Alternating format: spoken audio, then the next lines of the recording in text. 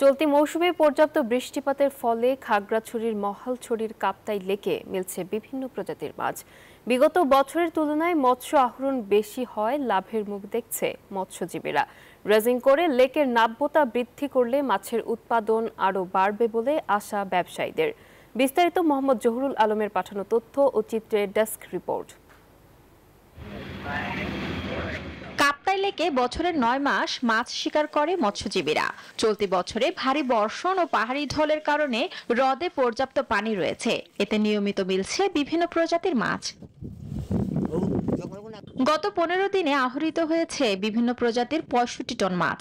কাঙ্ক্ষিত মাছ ধরায় খুশি জেলেরা। তারা বলছে, পানি থাকলে সারা বছরই কাপ্তাই লেক থেকে মাছ আহরণ সম্ভব। কাপ্তাই লেকে যদি মনে করেন পানি এইভাবে থাকে সারা সিজন, মানে ৯ মাসই মাছ পাওয়া যায়। অন্যান্য বছর যে পোনা মাছটা বেশি পড়তো, এবছর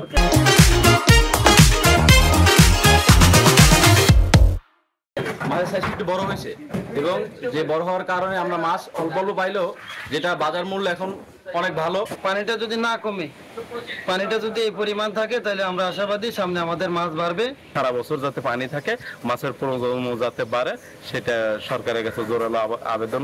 মৎস্য আহরণ বাড়াতে নদী খনন করে নাব্যতা ফেরানোর দাবি জানিয়েছেন এই ব্যবসায়ী নেতা।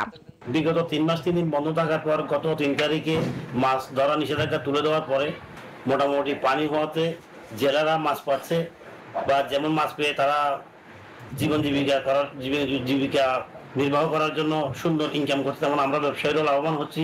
চলতি মৌসুমে রাজস্ব আয় বাড়বে বলে দাবি এই কর্মকর্তার। কাপ্তাই হ্রদেও যদি নিয়মিত এবং সারা বছর ব্যাপী ড্রেজিং এর উদ্যোগ না হয়, এর ফলে কাপ্তাই হ্রদে নাব্যতার যে সংকট সৃষ্টি হয়েছে তা অনেকাংশে কমে যাবে।